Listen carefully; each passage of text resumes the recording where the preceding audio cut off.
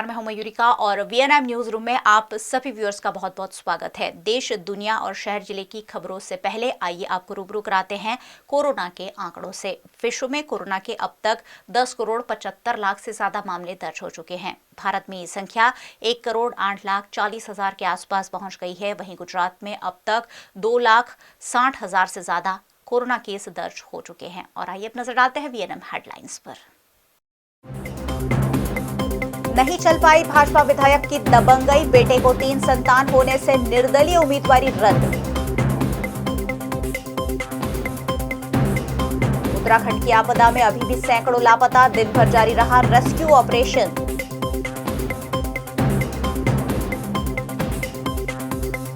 और भाजपा विधायक ने पत्रकार को दी सरेआम ठोकने की धमकी, कहा कड़वे सवाल मत पूछो।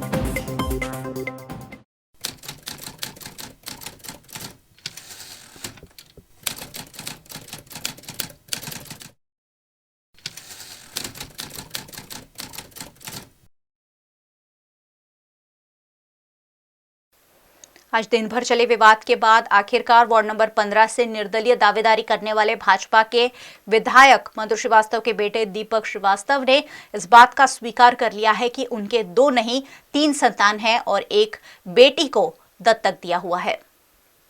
वडोदरा भाजपा के खिलाफ बगावत कर भाजपा के विधायक मधु श्रीवास्तव ने अपने बेटे को वार्ड नंबर 15 से निर्दलीय उम्मीदवारी करवाई थी, लेकिन उनका फॉर्म 3 संतान होने के चलते चुनाव अधिकारी द्वारा रद्द कर दिया गया है। अब वे चुनाव नहीं लड़ पाएंगे। इस मामले वार्ड नंबर 15 के भारतीय जनता पार्टी के प्रत्याशी आशीष जोशी ने आपत्ति जताई थी और दीपक श्रीवास्तव के 3 बच्चे होने के सबूत भी दिए थे। ये सबूत सच साबित होने पर उनका नामांकन रद्द कर दिया गया है। इस मामले की सुनवाई के दौरान मधु श्रीवास्तव के समर्थकों ने जिला पंचायत चुनाव अधिकारी के कार्यालय में तोड़फोड़ भी की। घटना के चलते DCP zone 3 doctor Karanraj Singh Vaghela और एसीपी मेघा तेवार अपने स्टाफ के साथ मौके पर पहुंचे और मामले पर काबू पाया। मारी प्रजाए જ્યારે મને અહીંયા અપક્ષ તરીકે ફોર્મ ભરાયું હોય, હવે એ લોકો જે કહેશે એ પ્રમાણે મારે કરવાનું છે।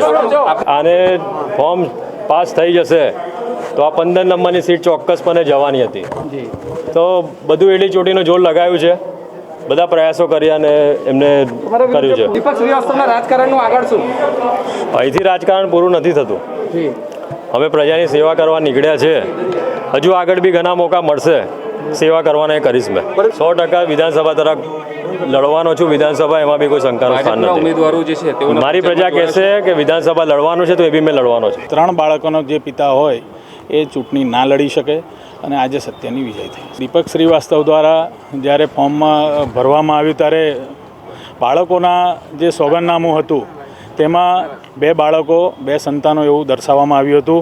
આ ત્રણેય ચુકાદા જે જન્મના દાખલા હતા એ આરોગ્ય અમલદારે વેરીફાઈ કર્યા ને ત્યારબાદ જેની અંદર પ્રતિષ્ઠા જે દીકરી છે જેનો જન્મ 2017માં થયો છે તેના જન્મ સમયે તેના માતા પિતાનું નામ માતાનું નામ પ્રિયાંશી અને પિતાનું નામ દીપક મધુભાઈ શ્રીવાસ્તવ હતું અને બાદમાં એ જ દત્તકની પ્રક્રિયા કર્યા બાદ એના પિતાનું નામ મધુભાઈ બાબુભાઈ શ્રીવાસ્તવ અને સવિતાબેન મધુભાઈ શ્રીવાસ્તવ થઈ ગયું, જે આખો પુરાવો ચકાસીને ચૂંટણી અધિકારીએ આ નિર્ણય લીધો છે। ફોર્મ ભરવામાં કોઈ ભૂલ હોઈ થઈ શકે છે અને ફોર્મ રદ થઈ શકે છે।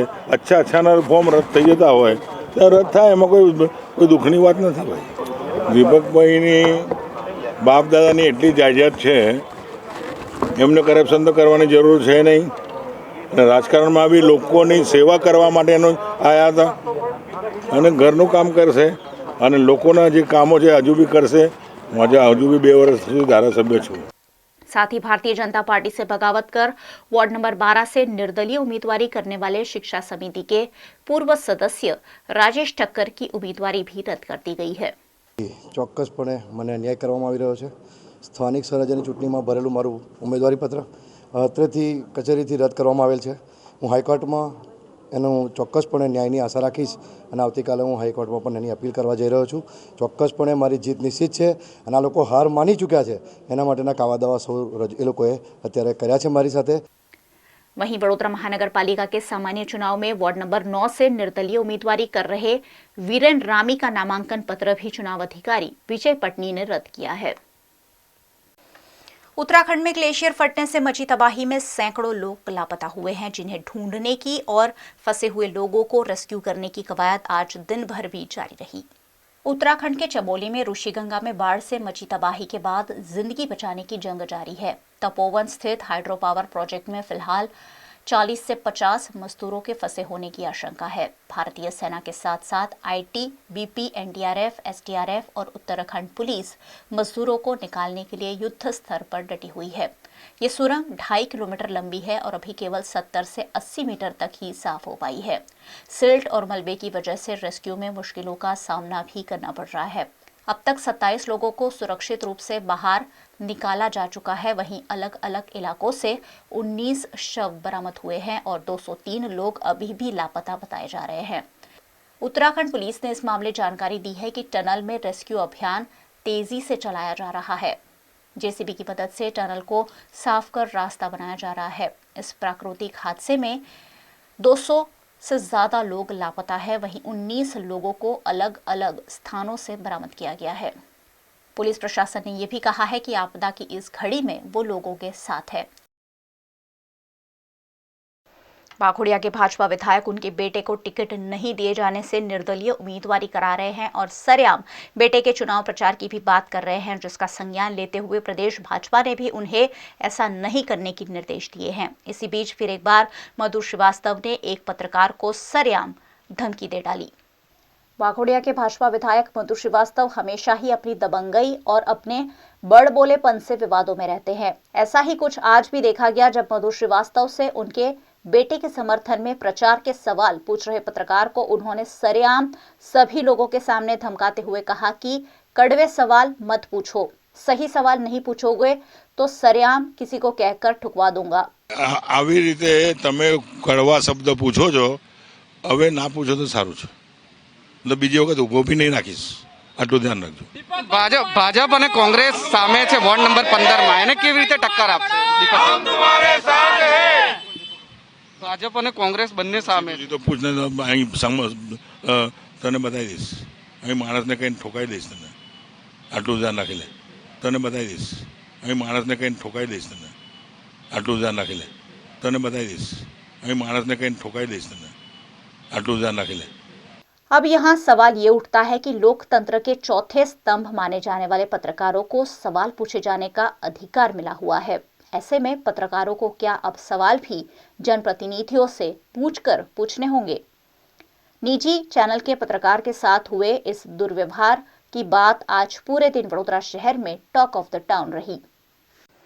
वडोदरा महानगर पालिका के चुनाव के लिए प्रत्याशियों ने अपने नामांकन दर्ज करा दिए हैं, जिसकी जांच आज चुनाव अधिकारियों द्वारा की गई। वडोदरा महानगर पालिका के चुनाव में दावेदारी करने वाले सभी प्रत्याशियों ने अपने फॉर्म 6 फरवरी तक भर दिए हैं। आज इन नामांकन पत्रों की जांच हो रही है और जांच में सही पाए जाने वाले नामांकन पत्रों वाले प्रत्याशियों को चुनाव मैदान में उतारने की इजाजत भी दी जा रही है। जिन प्रत्याशियों के नामांकन पत्रों में कमी है या जिन पर आपत्ति उठाई गई है, उनकी भी जांच रिटर्निंग ऑफिसर द्वारा की जा रही है। આજે ફોર્મ ચકાસણીમાં અમે આવ્યા હતા 4 ઉમેદવારો અને અમારા 4 ઉમેદવારોના ફોર્મ ઓકે થઈ ગયા છે, મંજૂર થઈ ગયેલ છે અને હવે અમે અમારો આગળ ચૂંટણી પ્રચારનો વેગ વધારીને પ્રચાર શરૂઆત કરી રહ્યા છીએ। શું આગળની રણનીતિ શું રહેશે હવે પ્રચાર? આગળની રણનીતિ અમે પ્રજા વચ્ચે જઈશું, અમે જે વિકાસના કામો કર્યા છે પ્રજાની જોડે મૂકીશું। કોરોનાના મહામારીમાં અમે જે કામો કર્યા છે, પૂરગ્રસ્ત હતી તે ઘડી અમે જે લોકોની પડખે ઊભા રહીને કામો કર્યા છે એ લોકો વચ્ચે જઈને અમે એના માટે વોટમાં પરિવર્તન કરીશું અને લોકોને અમે અમારી તરફ કરીશું ને કે વોટ આપશો। ફોર્મની ચકાસણી થઈ ગઈ છે, અમારા વોર્ડમાં ફેરણી પણ શરૂ થઈ ગઈ છે અને આજથી અમારા ફોર્મ તો ઓકે થઈ ગયા છે અને આજથી અમારી જે વોર્ડમાં ફરવાની રણનીતિ છે એ અમે ડોર ટુ ડોર ફરવાના છીએ અને અમને બહુ સારો પ્રતિસાદ મળે છે અને એનું રિઝલ્ટ 23મી તારીખે બતાવશે। જે રીતે કલેક્ટરશ્રીને અમને કીધું એમાં જાણવા મળ્યું એમના દ્વારા કે 33 ફોર્મ ભરવામાં આવેલા હતા। ભારતીય જનતા પાર્ટીના 4 ઉમેદવારના ફોર્મ માન્ય રાખવામાં આવ્યા છે। એ સિવાય એમને અમને સાંજે કીધું છે કે જે કંઈ થશે તમને સાંજે જવાબ આપશું। બીજા વોર્ડ સાથે આવી ગયો હતો અને આજથી માન્ય થયા એટલે અમે તરત બહાર નીકળ્યા અને હવે અમે અમારા વિસ્તારની અંદર લોકો વચ્ચે સંપર્કમાં જઈશું અને આજથી અમારી ફેરણી શરૂઆત થાય છે. 2 દિવસથી અમે ફેરણી કરી રહ્યા છીએ તો જનમેદની ઉપજે 400 500 લોકો અમારી જોડે ફેરણીમાં ફરે અને જ્યાં જઈએ એક જ પ્રતિસાદ આપે કે તમે તો અમારી જોડે રહ્યા છે, અમારા કામો કર્યા છે, અમારી વચ્ચે રહ્યા છે, આવવાની જરૂર નથી, તમને અમે ચોક્કસ મત આપવાના હતા. આ વાત થાય અને લોકોના દિલમાં એક બીજી બી વાત છે કે જે રીતે પેટ્રોલ ડીઝલના ભાવ વધે છે, જે રીતે તેલ મોંઘું થતું જાય છે, જે રીતે ગેસના બોટલના ભાવ વધે છે, જે મોંઘવારીએ માજા મૂકી છે એના કારણે લોકોમાં અંદર ખાને આક્રોશ છે અને 5 વર્ષના કોર્પોરેશનના ભારતીય જનતા પાર્ટીમાં જે ભ્રષ્ટાચાર થયો છે એ લોકોની આંખે ઉડીને વળગ્યો છે. એટલે આ વખતે ચોક્કસ વડોદરા શહેરની સમજુ સાણી પ્રજા પરિવર્તન લાવશે અને એમાં પણ વોર્ડ નંબર 18 એટલે કે માંજલપુર એટલે કે વડોદરા શહેરનો 1 નંબરનો વિકસિત વિસ્તાર જે અમે બનાવ્યો છે એની જનતા અમારી પેનલને ચોક્કસ જંગી બહુમતીથી જીતાડશે એવી અમને આશા છે. રણનીતિ એડવાન્સમાં પેજ સમિતિ તૈયાર છે. પેજ સમિતિ રૂપી બ્રહ્માસ્ત્ર તૈયાર છે અને 32 વર્ષથી જે કોંગ્રેસની પેનલ વોર્ડમાં આવી રહી છે અને જે છેલ્લી 1 સીટ રહી ગઈ છે તે પણ આ વખતે નહીં રહે એવા વિશ્વાસ સર. बड़ोदरा महानगर पालिका के वार्ड नंबर 1 से कांग्रेस की ओर से दावेदारी करने वाली अमी रावत के फॉर्म के एफिडेविट मुद्दे पर भारतीय जनता पार्टी के प्रत्याशी सतीश पटेल और एडवोकेट रघुवीर पंड्या ने आपत्ति जताई थी और चुनाव अधिकारी का इस मामले ध्यानाकर्षण भी कराया था, लेकिन चुनाव अधिकारी ने फॉर्म से एफिडेविट का कुछ लेना देना नहीं होने की बात कहते हुए फॉर्म को एक्सेप्ट कर लिया है, जिस पर कांग्रेस के नेता नरेंद्र रावत ने अपनी प्रतिक्रिया दी. वोर्ड नंबर 1 उम्मीदवार श्रीमती अमी रावत एमना फॉर्मनी अंदर जे एफिडेविट हतुं ए एफिडेविटनी अंदर एमने जे केसोनी संख्या बाबते शून्य लख्युं हतुं एनी सामे भारतीय जनता पार्टीना पूर्व स्टेन्डिंग चेरमेन सतीश पटेले अने नामांकित एडवोकेट रघुवीर पंड्याए विरोध नोंधाव्यो हतो अने लेखित फॉर्म केन्सल करवानी मागणी करी हती. आ जोता चूंटणी कमिशनरे फॉर्म साइडमां राख्युं हतुं अने त्यारबाद एमणे कह्युं हतुं के जे विवाद छे एमां शून्य लखेલું છે જેના કારણે લાગુ પડતું લખવાની કોઈ જરૂર નથી. અને બીજી મહત્વની બાબત એ છે કે કોઈ પણ ચૂંટણી ફોર્મની અંદર એફિડેવિટની અંદર કોઈ ભૂલ હોય, ક્ષતિ હોય, માહિતીનો અભાવ હોય તો ચૂંટણી કમિશનર કે કોઈ પણ વ્યક્તિનું ફોર્મ કેન્સલ થઈ શકતું નથી. અને એ ફોર્મમાં ક્ષતિ હોય, એ એફિડેવિટમાં ક્ષતિ હોય તો એને સુધારો કરી ફરીથી ચૂંટણી કમિશન લઈ શકે છે. સ્પષ્ટ રીતે શ્રીમતી અમી રાવતની પ્રતિભાને જોતા ભારતીય જનતા પાર્ટીના નેતાઓ થોડા વ્યથિત છે, જેના કારણે આવા નિરર્થક વાંધાઓ કરી એમની ચૂંટણીનું ફોર્મ કેન્સલ કરવાનો નિરર્થક પ્રયાસ કર્યો હતો. ત્યારબાદ ચૂંટણી કમિશનરે વિધિવત સત્તાવાર રીતે અમી રાવતનું ફોર્મ મંજૂર કર્યું હતું. भारतीय जनता पार्टी द्वारा प्रत्याशियों के नामों का जो ऐलान किया गया है उसमें अपना नाम नहीं आने से कई भाजपा कार्यकर्ता नाराज है और ऐसे भाजपा कार्यकर्ताओं को मनाने की कोशिश भी शहर भाजपा संगठन द्वारा की जा रही है. भारतीय जनता पार्टी द्वारा प्रत्याशियों का ऐलान कर दिया गया है और कई भाजपा कार्यकर्ताओं को टिकट नहीं मिलने से भाजपा के कार्यकर्ता नाराज है और निर्दलीय उम्मीदवारी कर रहे हैं. ऐसे कार्यकर्ताओं को समझाने के लिए भारतीय जनता पार्टी के शहर अध्यक्ष डॉक्टर विजय शाह और महामंत्री सुनील सोलंकी ने पूरे दिन कवायद की, जिसमें मधु श्रीवास्तव के बेटे दीपक श्रीवास्तव, वार्ड नंबर 17 की नाराज कार्यकर्ता भाविना चौहान और शिक्षा समिति के पूर्व सदस्य राजू ठक्कर जो वार्ड नंबर 12 से निर्दलीय दावेदारी कर रहे हैं, उन सभी को समझाने की कोशिश की गई. लेकिन वार्ड नंबर 17 से निर्दलीय उम्मीदवारी कर रही भाविना चौहान ने मांजलपुर के विधायक और मंत्री योगेश पटेल ने उनका संपर्क नहीं किया गया होने की बात कही, जिसके चलते भारतीय जनता पार्टी द्वारा विधायक और मंत्री योगेश पटेल को भी भाविना चौहान को समझाने के लिए उनके घर भेजा गया, लेकिन अब तक इस मामले कोई ठोस निर्णय सामने नहीं आया है. શહેર ભાજપ પ્રમુખને એવું થયું કે અમારા બેનને ટિકિટ કાપી છે અને રીસાઈ ગયા છે તો હું જાઉં અને બેનને ભલામણ કરું. એ શહેર પ્રમુખ આજે મારી ઘેર ને 2 મહામંત્રી એ મને ખૂબ ખૂબ આનંદ થયો છે કે આજે પણ ધારાસભ્યને એવું નથી થયું કે મારા એરિયાની બેનને હું જઈને મનાઈ લાવું. એવા કેવા ધારાસભ્યને કે એમને અહીં આવવાની પણ હિંમત નહીં ચાલતી. ભાજપ પ્રમુખે આવીને મને કીધું બેન આવી જા, અફસોસ નહીં કરવાનો, પાર્ટી ચડતા ઉતરતા આવ્યા જ કરે છે. પણ મેં એવું કીધું કે સાહેબ ચારે કેન્ડિડેટો છે, મને કેન્ડિડેટ પર કોઈ વિરોધ નથી, જેને મારી ટિકિટ કાપી છે એના પર વિરોધ છે. પહેલા બે તો મારા સગા છે, અમે બે બહેનો જેવું રહેલા છે. નિલેશ જોડે, નિલેશ મારો થી નાનો છે, નિલેશ મને મોટી બેન કહે છે. જ્યારે શૈલેષ પાટીલ એ બી મને કે બેન તમે તો મારી મોટી, પણ એ લોકોને બી ટિકિટ મળી ગયા પછી એટલું બધી ગર્વ અને અભિમાન આવી ગયું કે બેનને પણ ભૂલી જઈને એકે જણાને એવું નથી થયું કે બેન તું તો આટલી જૂની છે ને તું મોટી છે, તું મોટું મન કરીને તું અમારી સાથે ચાલ. એમની બી ફરજ આવે છે. અને ધારાસભ્ય એમના એરિયાના બી, અમારા એરિયાના બી ધારાસભ્ય યોગેશભાઈ છે, એમને બી થવું જોઈએ કે મારા એરિયાની બેન રિસાઈ છે, કાકાએ જ મારી ટિકિટ કાપી છે. તો કાકાને એવું નથી થતું કે બેને મારો, કાકાને ફોન કરું છું તો કાકા ફોન પણ નહીં ઉઠાવતા.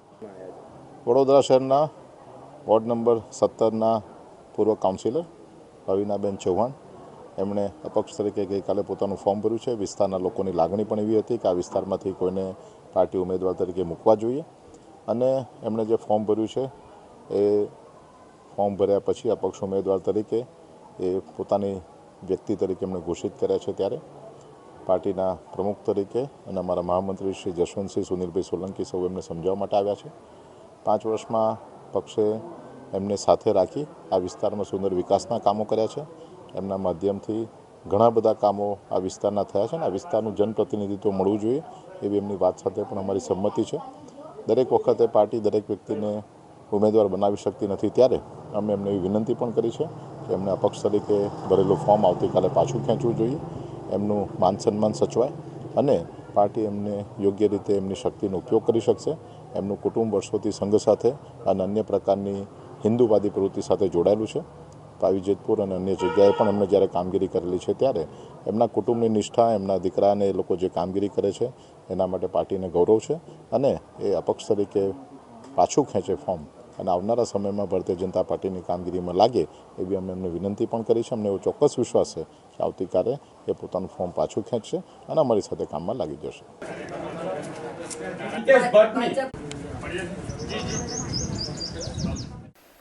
बीएमसी चुनाव में वार्ड नंबर 17 से भाजपा द्वारा टिकट नहीं दिए जाने के बाद निर्दलीय के रूप में भावना चौहान दावेदारी कर रही है। उनकी एफिडेविट पर आपत्ति जताई गई थी, लेकिन चुनाव अधिकारी द्वारा उनका उम्मीदवारी पत्र मंजूर कर दिया गया है। लेकिन फिर भी भावना चौहान चुनाव लड़ना या ना लड़ना उसकी असमंजस में देखी गई। ખાસ કરીને તમારી જે ઉમેદવારી હતી કે પાછી ખેંચવાની વાત હતી, શું થયું એની અંદર? હજુ મેં વિચાર્યું નથી, હમણાં ઘેર જઈને વિચારું છું. કંઈક મડાકાઠ ઉકેલી ગયેલી તમારીના ઘેરે પ્રમુખને બધા આવીને ગયેલા હતા ને એવું? આયા હતા પ્રમુખ, બંને મહામંત્રી બધા આવ્યા હતા. 3 ઉમેદવાર આવ્યા, પણ ચોથા ઉમેદવારને આવવાનો ટાઈમ પણ નથી મળ્યો. અને શું કર્યું આજે અહીંયા કલેક્ટર કચેરીમાં? ફોર્મ વાંધો તો તમારા ફોર્મની સામે હા, બધું થઈ ગયું, મારું ફોર્મ કમ્પ્લીટ થઈ ગયું છે. હવે ચૂંટણી લડશો કે નહીં લડો? એ હજુ ઘેર જઈને વિચારું છું. હજુ છોકરા મારા સોસાયટીના પ્રમુખ છે, મારી આગળ પાછળની 25 સોસાયટીના પ્રમુખો છે, મારું સાઈનાથ હું એક મંડળ છે, બધા છોકરાઓને હું ભેગા કરીશ, પૂછીશ અને પછી વિચારું છું. एलोपैथी की प्रैक्टिस करने वाले डॉक्टरों का इंडियन मेडिकल एसोसिएशन संगठन है और ये संगठन आयुर्वेदिक डॉक्टरों को दी गई सर्जरी की अनुमति का विरोध 1 से 14 फरवरी तक कर रहा है। आयुर्वेदिक डॉक्टरों को सर्जरी की अनुमति देकर जो मिक्सोपैथी की गई है, उसके विरोध में इंडियन मेडिकल एसोसिएशन द्वारा देशव्यापी हड़ताल की जा रही है। वडोदरा में भी आईएमए द्वारा इस हड़ताल में जुड़ते हुए सोमवार और मंगलवार 2 दिनों तक 20-20 डॉक्टर हड़ताल कर रहे हैं। आज सलाटवाड़ा स्थित आईएमए बिल्डिंग में हड़ताल का प्रारंभ किया गया और सरकार द्वारा आयुर्वेदिक डॉक्टरों को दी गई सर्जरी की अनुमति मामले विरोध प्रदर्शन किया गया। Central council of Indian medicine CCIM जो है, उसने 58 यानी कि 58 टाइप्स की सर्जरी को आयुर्वेदा के जो डॉक्टर्स हैं उनको अलाउ किया है। अब ये जो 58 टाइप की सर्जरीज़ है वो एक्चुअली में मॉडर्न सर्जरीज़ हैं, जिसको एक जो एलोपैथी का डॉक्टर है यानी जो डॉक्टर MBBS कर रहा है, वो सर्जरीज़ करने के लिए भी उसे कम से कम 10 साल लग जाते हैं। 5.5 साल की पढ़ाई होती है, उसके बाद में 3 साल का स्पेशलाइजेशन होता है। इनमें से काफ़ी सारी सर्जरीज ऐसी हैं जैसे कि कैटरैक्ट एक ऐसी सर्जरी है कि एक MS ऑप्थेल्मोलॉजी का डॉक्टर भी नहीं करता। एक MS ऑप्थेल्मोलॉजी करने के बाद वो फेलोशिप की डिग्री करता है। फेलोशिप डिग्री करने के बाद वो 1 या 2 साल सीनियर डॉक्टर के अंदर प्रैक्टिस करता है। उसके बाद जाके कहीं उसमें इतना कॉन्फिडेंस आता है कि वो कैटरैक्ट की सर्जरी कर पाए। इस टाइप की इन्होंने 58 प्रकार की सर्जरीज अलाउ कर दी हैं इन लोगों को, जिसका विरोध इंडियन मेडिकल एसोसिएशन कर रहा है। हाँ, आज અમે એ મુદ્દા પર લીધા છે કે સરકારે આયુર્વેદિક અને હોમિયોપેથી ડૉક્ટરને એલોપેથિક સર્જરી કરવાની છૂટ આપી છે, તેનો અમે સખત વિરોધ કરીએ છીએ। એનું નામ છે મિક્સોપથી અને એમાંય સર્જરી તો ના જ કરવી જોઈએ। આની પહેલાં પણ ગવર્મેન્ટે કાયદો લાવી છે કે એ લોકો એલોપેથિક સર્જરીની મેડિસિન પણ કરી શકશે। ત્યારે અમે 8 ડિસેમ્બરે અને 11 ડિસેમ્બરે વિરોધ પ્રદર્શન કર્યો જ છે, તેમ છતાં સંતોષકારક રિસ્પોન્સ આપવામાં આવ્યો નથી। એટલા માટે આજે ઓલ ઓવર ઇન્ડિયા બધા જ ડૉક્ટર્સ આ 2 દિવસ પ્રતિક હડતાલ પર ઉતર્યા છે અને એના માટે અમે બરોડા મેડિકલ એસોસિએશન અને મેડિકલ સ્ટુડન્ટ્સ મળી અને આ સ્ટ્રાઇક કરી છે।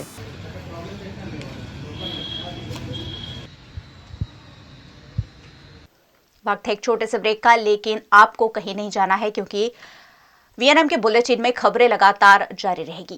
हर व्यक्ति के अच्छे स्वास्थ्य में गुड कोलेस्ट्रॉल का मेंटेन होना है जरूरी, और वो हो सकता है 100% नेचुरल ऑयल से, जो आपको मिलेगा मांजलपुर के कार्वी ऑर्गेनिक्स में। कच्ची घानी नेचुरल ग्राउंडनट ऑयल बनता है सौराष्ट्र की ऑर्गेनिक मूंगफली से। 100% नेचुरल 0% कोलेस्ट्रॉल वाला कार्वी मूंगफली तेल गुड कोलेस्ट्रॉल HDL बढ़ाता है, बैड कोलेस्ट्रॉल LDL घटाता है ना। कार्वी मूंगफली तेल स्वास्थ्य का दूसरा नाम।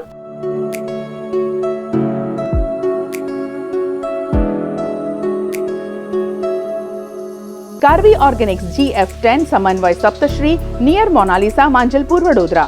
Paneri ethnic and stylist short and long kurtis, leggings, Patiala, palazzo और पैंट की ढेरों वैरायटीज के साथ पानेरी में है इनरवेयर का भी कलेक्शन। अमांटे, ट्रायम, लेनिसा, जॉकी, लिबर्टी वर्ल्ड जैसी इंटरनेशनल ब्रांड के साथ स्वीट ड्रीम, सोनाली, ट्राइलो, एनामोर, लावण्य और जूलियट ब्रांड भी। और हाँ, पानेरी में अब अवेलेबल है मेंस अंडरगारमेंट्स, मेंस नाइटवेयर और मेंस स्पोर्ट्स वेयर भी। पानेरी 10 राजनगर सोसाइटी नियर कलश circle, Akota stadium road, Vadodara. शहर में शिक्षा को बढ़ावा देने में नवरचना एजुकेशन सोसाइटी सालों से कार्यरत है और इसी सिलसिले में समा की नवरचना स्कूल के स्थापना दिवस पर एक अनोखा प्रोजेक्ट फिल्म के जरिए प्रस्तुत किया गया। समा की नवरचना स्कूल में स्थापना दिवस के मौके पर आर्ट इंटीग्रेशन प्रोजेक्ट को फिल्म के रूप में अपलोड कर स्वर्गीय सविता अमीन को श्रद्धांजलि प्रदान की गई। स्वर्गीय सविता अमीन शहर की जानी मानी शिक्षाविद थी, जिन्होंने सन 1965 में वडोदरा में नवरचना एजुकेशन सोसाइटी की स्थापना की थी। भारत@culture.com नवरचना स्कूल समा का एक अनोखा प्रोजेक्ट है, जिसके जरिए स्कूल में शिक्षा के साथ छात्रों को भारतीय परंपरा और मूल्य की समझ दी जाती है। इस फिल्म के जरिए स्कूल द्वारा संशोधन, अध्ययन प्रस्तुत करने के लिए छात्रों ने भी ऑनलाइन सहयोग दिया। इस प्रोजेक्ट पर जानकारी देने के लिए पत्रकार परिषद का आयोजन भी किया गया, जिसमें नवरचना स्कूल की चेयरपर्सन तेजल अमीन, प्रिंसिपल सुप्रभा मैनन और स्कूल के शिक्षकों की उपस्थिति रही। जे नवी शिक्षण पद्धति 2020 આપણા દેશમાં આપણા આદરણીય પ્રધાનમંત્રીએ ખૂબ ઉત્સાહથી મૂકી છે, એને લોકડાઉન દરમિયાન ખૂબ એના ઉપર ચિંતન કરી અમારા પ્રિન્સિપલ નવરચના સ્કૂલ સમાના પ્રિન્સિપલે Suprabha madam, Kashmira madam vice principal અને બધા ટીચર્સની ટીમે આમાંથી કયું અમલીકરણ કરી શકીએ એના ઉપર વિચાર કર્યો અને આર્ટ ઇન્ટિગ્રેશન અને જે એક આપણી ભારતીય સંસ્કૃતિ બાળક સુધી પહોંચે અને ખૂબ સુંદર રીતે પહોંચે, પોતાના એક અનુભવને હિસાબે પહોંચે, ખાલી ચોપડીમાં કે વિડીયો જોઈને નહીં, એના ઉપરથી આ પ્રોજેક્ટ કરવામાં આવ્યો। લોકડાઉન દરમિયાન ઓનલાઈન ભણાવવાની તો એક પોતાની જ ચેલેન્જ હતી અને આવો એક પ્રોજેક્ટ ઊભો કરવો એ એનાથી બી મોટી ચેલેન્જ, અને છતાંય નવરચના સ્કૂલ જે એક ઇનોવેશનમાં લીડરશિપ ધરાવે છે એને આગળ લઈ જતા ટીચરોએ આખું મોડલ ઊભું કર્યું। દરેક ટીચરે પોતાના કમ્ફર્ટ ઝોનમાંથી, ક્લાસરૂમના ભણાવવામાંથી, ટ્રેડિશનલ ભણાવવામાંથી એક નવો ટીચર તરીકેનું સ્વરૂપ ધારણ કર્યું અને આર્ટને એમના સબ્જેક્ટમાં ઇન્ટિગ્રેટ કર્યો, દરેક સબ્જેક્ટમાં। એના માટે ખૂબ ચેલેન્જીસ હતી અને આ ચેલેન્જમાંથી ખૂબ સુંદર એક ઓબ્જેક્ટિવ બહાર આવ્યો છે અને બાળકો ઘરે હતા એટલે બાળકો એમના વાલીઓ, ઘરમાં જો દાદા દાદી હોય તો એમનો બી સહયોગ, આ એક ઘરનો ફેમિલીનો બી પ્રોજેક્ટ બની ગયો એ ખૂબ એક આનંદની વાત છે. ये जो प्रोजेक्ट है इसको हम आर्ट इंटीग्रेशन प्रोजेक्ट कहते हैं, जो CBSE एनकरेज करता है. CBSE कहता है कि आर्ट का इंटीग्रेशन हर एक सब्जेक्ट के साथ होना चाहिए, तो उसको ध्यान में रखते हुए इस प्रोजेक्ट को डिज़ाइन किया गया. और इसके थ्रू बच्चों ने पहली चीज़ अपने देश को समझा. उन्होंने ये समझा कि हमारे देश में इतनी विविधता है और उसके बावजूद इतनी समानता है. तो हर तरह की जो हमारा डांस फॉर्म्स हैं, हमारे आर्ट फॉर्म्स हैं, हर चीज़ को बच्चों ने स्टडी किया, भाषाओं को स्टडी किया, खान पान में जो फ़र्क है उसको समझा. और इसमें बच्चों का लर्निंग बहुत हुआ है पूरे प्रोसेस में. वडोदरा को शिक्षा की धरातल पर एक खूबसूरत आयाम है और जिसे एजुकेशन सोसाइटी वडोदरा में वर्ल्ड के वृक्ष की तरह अपनी अनगिनत शाखाओं से समाज के हर वर्ग को शिक्षा देने का कार्य बखूबी करती आ रही है. आफ्ताब मौसीकी स्वर्गीय उस्ताद फयाज खान को हर साल वडोदरा महानगर पालिका याद करता है और आज उनकी जन्म जयंती के मौके पर उनकी मजार पर चादर चढ़ाने का कार्यक्रम आयोजित किया गया. उत्तर भारतीय संगीत में घरानों का योगदान बड़ा सराहनीय रहा है. जब कभी आगरा घराने की चर्चा उठती है तो स्वर्गीय उस्ताद फयाज खान का नाम स्मरण बरबस ही हो जाता है. स्वर्गीय उस्ताद फयाज खान का जन्म सन 1886 में आगरा में हुआ था. फयाज खान के नाना ने उनका पालन पोषण किया और उन्होंने ही फयाज खान को संगीत की शिक्षा दी. स्वर्गीय उस्ताद फयाज खान की आज जन्म जयंती है और इस मौके पर वडोदरा महानगर पालिका द्वारा कारेली बाग स्थित उनकी मजार पर फूलों की चादर अर्पण की गई, जिसमें वडोदरा महानगर पालिका के पदाधिकारियों की उपस्थिति रही. મૌસીકી એટલે કે જે શબ્દોના સૂર્ય એવા ઉસ્તાદ ફૈયાજ ખાન એની જન્મજયંતિ છે, ત્યારે એમની મજાર પર વડોદરા મહાનગરપાલિકા દ્વારા એમને ચાદર ઉઢાડીને અને પુષ્પાંજલિ કરીને શ્રદ્ધાંજલિ આપવામાં આવી, એમને યાદ કરવામાં આવ્યા.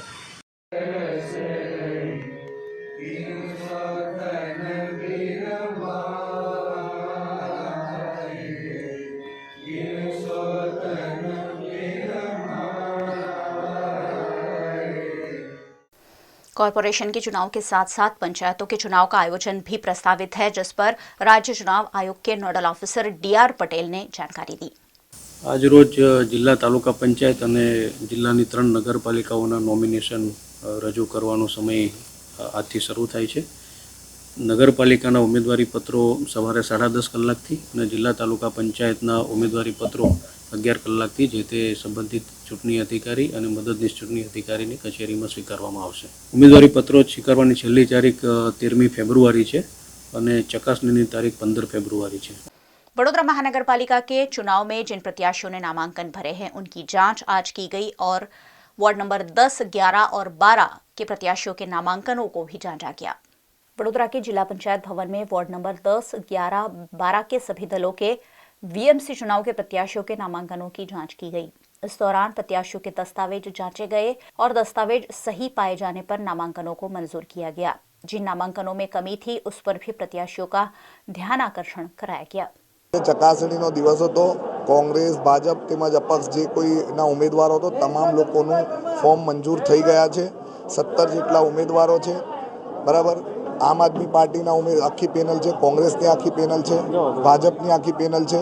આ રીતે સમગ્ર એની વોર્ડ 10ની તમામ પેનલોનો આજે ફોર્મો ચકાસણી થઈ ચૂક્યા છે અને મંજૂર થઈ ચૂક્યા છે. આજે ભારતીય જનતા પાર્ટી દ્વારા સને 2021ની મહાનગરપાલિકાના ઇલેક્શનમાં ભારતીય જનતા પાર્ટીએ મને મેન્ડેટ આપ્યો હતો, જેનું ફોર્મ અમે 5 તારીખ અને બીજું ફોર્મ 6 તારીખે ભરેલ હતું. આજે જે ફોર્મ ચકાસણી હતી એ સંપૂર્ણ બિનવિવાદ સાથે કોંગ્રેસ પાર્ટી, ભારતીય જનતા પાર્ટી અને તમામ અપક્ષોએ સાથે મળીને કોઈપણ જાતનો વિવાદ કર્યા વગર એકમત થઈ અને કોઈ વિરોધ કરેલ નથી અને તમામે તમામ લોકોના ફોર્મ આજે માન્ય થયા છે.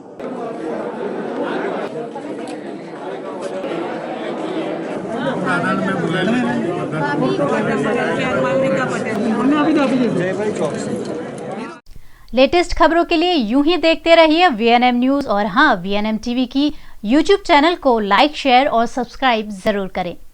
और हाँ, इस बेल आइकन को दबाना ना भूलें. इसे प्रेस करते ही आपको मिलेगी VNM TV YouTube चैनल की सारी नोटिफिकेशंस और आप रहेंगे खबरों से अपडेटेड. वीएनएम न्यूज रूम से फिलहाल सिर्फ इतना ही। वीएनएम का यूट्यूब चैनल सब्सक्राइब कर लीजिए और बेल आइकन प्रेस कर लीजिए ताकि वीएनएम के अपडेट हर घंटे आप तक पहुंचते रहे। वीएनएम का ये लाइव सेशन आप फेसबुक और यूट्यूब पर भी रोजाना 9 बजे देख सकते हैं। जुड़े रहिए वीएनएम के साथ, देखते रहिए वीएनएम। नमस्कार।